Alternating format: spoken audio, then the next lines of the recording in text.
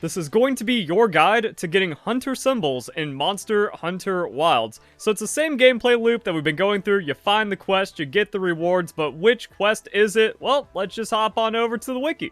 Hunter Symbol 2 is going to be used for a lot of weapon upgrades, especially if you're trying to get into the even crazier fights. So you want to do Troublemakers, Echoing from the Cliffs, or the Struggle to Survive. And these are pretty challenging because it's a double fight. So to join in on the quest, you can do an SOS search, but these are also optional quests, which you can find just naturally. So you can start your own, also send out a flare. That way other people can jump in and do the quest a lot easier. Now, if you're looking for a specific quest and you haven't found it through the optional quest, well then just do an SOS flare quest for it, or fight the monster that quest is based on, and that should unlock it. Or it's going to be story progression, and then you can go and check the rewards, and there we go, Hunter Symbol 2. Same thing for Hunter Symbol 1, we got a couple quests for it, and then we have Hunter Symbol 3, any Tier 7 or Tier 8 quest with a tempered Apex monster.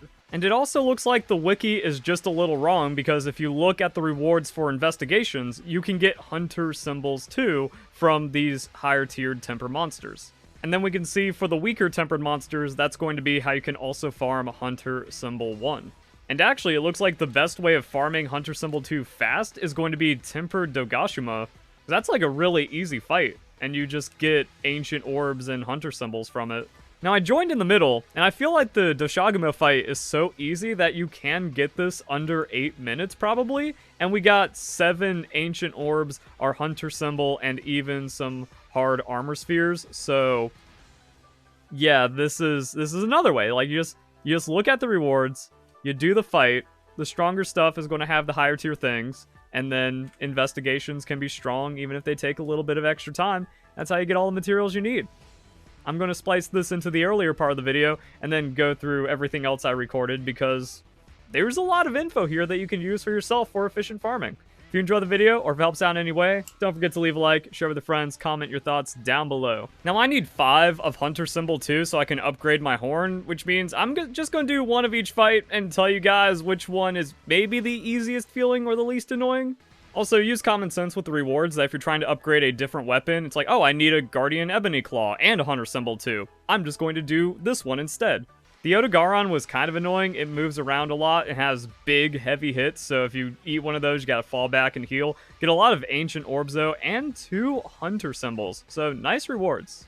And even though it's really basic information, you should check out the quest and refresh on what the recommendations are and what the monster is weak to. We did have a homie in there that paralyzed the thing like 3 times, and that was pretty awesome. And if there's overlaps in the fight, that's going to make it easier. Now, you don't have to focus on these things, and my philosophy, which might be wrong, but I'm thinking like, oh, if you're just doing well and you're upgrading and keeping everything up, then you just do the fights, get the basics, and then you worry about like optimizing it for like the hyper farming. But first couple of times, just to get your first in-game set, I don't think you need to worry about, like, super min-maxing it. Min-maxing is after you get comfortable and have the resources to splurge and go for, like, the super end-game stuff. So, wow, there's different difficulty ones. I don't want to do that. However, that is a field survey, so the rewards are cracked out for the harder fight. Or you can just do the quest mission. Alright, the Blagonga fight, a lot nicer and easier. The Hirabami, pretty free. And then this dude doesn't hit as hard and doesn't move as much. Farm this one. So it was a 9-minute fight, but we got less rewards. I only got 1 certificate instead of 2. I don't know if that's like an RNG-based thing, where it's like, oh, we got lucky on the 2, or maybe because the last one was harder, we get the 2 more often, so it's technically more certificates per hour. But this fight was just so much more cozy. And yeah, we got a little bit less guild rank and hunter experience, so it kind of makes sense it was an easier fight. And then we got Troublemakers, which says, use a cool drink for the hot climate. That makes sense. Water ice weakness, and then we also have unknown because I haven't fought this thing, I guess. Ooh, I'm going to do the juiced one.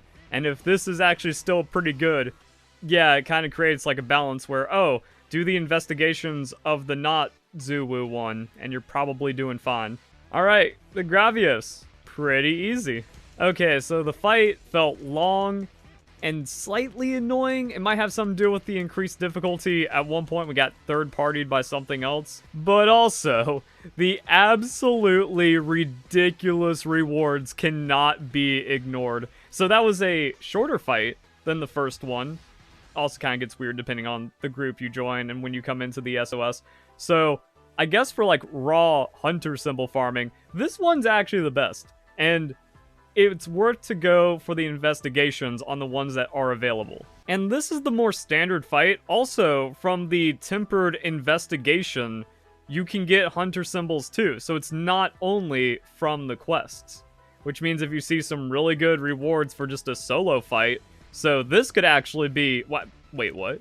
Am I looking at this correctly? I get a hunter symbol too, and I only have to fight one of these 3-star dudes? And it was already over in just a couple of minutes?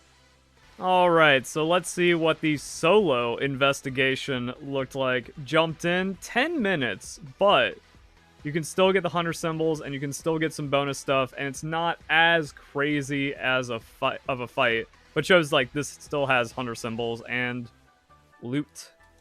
And one thing to pay attention to is the potential for the rewards overlap. So La Labarina quest, let's see what we got. Hunter symbol 1 for the tempered La Labarina, that's going to be an optional quest, and then we can see some of the field surveys where it's also going to be hunter symbol 1. Now this event quest is the one that's further away, so next week is going to be the Chatacabra, and this is going to be the big one everyone's farming for the hard armor spheres, but I believe that's also just going to be what we already saw with a hunter symbol 1. What are the rewards for a Leviathan's temper? Even though it's tempered, it doesn't have the hunter symbol, because that would be like super duper funny if that's how it worked, where we go in, we swoop up all of the pollen, we SOS, and then we just do the fight anyways. It's not like an explicit pollen farm. So we do the thing while also trying to get what we're looking for, and that could be a little extra funny. And it just kind of shows like, until this gets patched, and if you don't know, go and check out my other guides, because what you do is you get the Nightflower pollen, and then you can trade that in for the melding certificates or hard armor spheres and just get crazy super duper mega rewards. Has something to do with the moon phases, but all you really need to do is just restart your game, and then that for some reason just puts you on the full moon. So if Capcom nerfs it, that might be how they nerf it. But I think it's a good reminder to just go and check the Nightflower pollen and grab it whenever you can, even when kind of farming for other items and resources, because that's a nice little break, and then we can just quit out of this quest and everything's all good. And there we go, from 0 hunter symbols to 8, and now I can upgrade my healing horn. The system works. Hope you guys enjoy the video. Hope you all have a nice day. Thank you very much for watching.